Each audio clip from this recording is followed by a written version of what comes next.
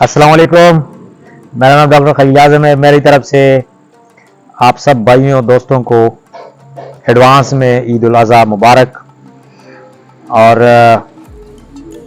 मैं थोड़ा सा एक बात बताता चलूँ आपको एक केस के बारे में। एक बच्चा मेरे पास से रिसेंटली आया था और उसको उसकी कुछ पर्सनल इश्यूज थे जिसकी वजह से उसको एंग्जाइटी हो गई थी। तो क्योंकि हमारे यहाँ इस बात की समझ बहुत कम है कि बच्चों को भी एंग्जाइटी होती है, तो बच्चा चूंकि अपनी एंग्जाइटी के बारे में नहीं बता सकता था, तो उसको पेट में दर्द होना शुरू हुआ। और जब उसको पेट में दर्द हुआ उसके बाद वो उसको एक सर्जन के पास लेके गए। सर्जन ने उसको अपेंडिसाइटिस डायग्नोस किया। अगरचे उसको अपेंडिक्स जैसा कोई भी मसला नहीं था, लेकिन सर्जन ने उसकी अपेंडिसेक्टमी कर दी।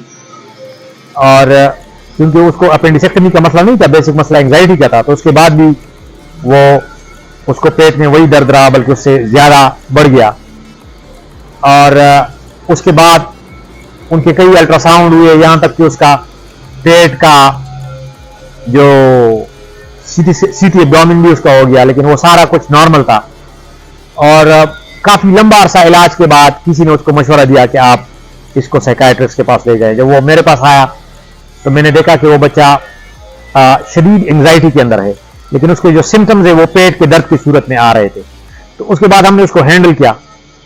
तो ये बताना मकसूद था, ये मैसेज बताना मकसूद था कि जब भी आपके बच्चे को किसी इशू के बाद, किसी स्ट्रेस के बाद अगर पेट में दर्द शुरू हो जाए, तो आप डायरेक्टली किसी के मशवरे पे उसकी अपेंडिसेक्टमी ना करें, बल्कि उसके लिए एक सेकंड ओपिनियन भी लें और इस चीज़ को भी कंसिडर करें कि कहीं उसको बच्चे को कोई स्ट्रेस की वजह से पेट में दर्द तो शुरू कहीं नहीं हुआ, या कहीं उसके जो पेट में दर्द है उसकी कोई साइकोलॉजिकल रीज़न तो नहीं है।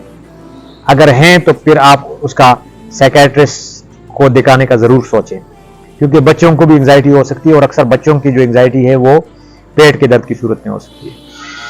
तो ये एक छोटा सा मैसेज था, मैंने कहा आपको ईद से पहले ये इस केस के बारे में बताऊं। दूसरी बात ये कि ईद आ रही है इंशाल्लाह, और उम्मीद है कि इंशाल्लाह ईद अच्छी गुजरेगी और मौसम भी बहुत बेहतर हो गया है। लेकिन यह है कि ईद जब आप ज़बह करते हैं तो आप जो लोग हैं, जो हमारे यहाँ अक्सर ये है कि लोग ज़्यादातर अपनी फैमिलीज के अंदर खुद ज़बह कर रहे होते हैं, तो काइंडली जब आप चुरी को हैंडल करें तो उस वक्त आर्गुमेंट से और एक दूसरे के साथ बहस से और गुस्सा करने से बचे। और जिन लोगों को इंपल्स का इशू होता है, जिनको बहुत ज़्यादा गुस्सा आता है, तो उस वक्त वो बड़े रिस्क होते हैं कि वो कहीं एक दूसरे को चाकू से ना मारे या चुरी से ना मारे। क्योंकि ईद के अंदर, ईद उल अज़हा के अंदर एक तरह का आपके ऊपर एक स्ट्रेस भी आ जाता है कि आपने वो सारी चीज़ों को कंट्रोल करना है और सारी चीज़ों को हैंडल करना है।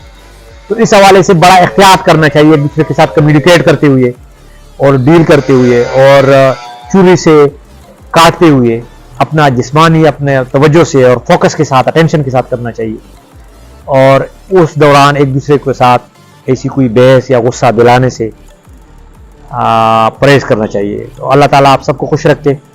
उम्मीद है इंशाल्लाह कि ये ईद ढेर सारी खुशियों के साथ आएगा और फिर हम इंशाल्लाह एक दूसरे को शरीक करेंगे, एक दूसरे के साथ ये ईद की खुशियाँ बांटेंगे इंशाल्लाह।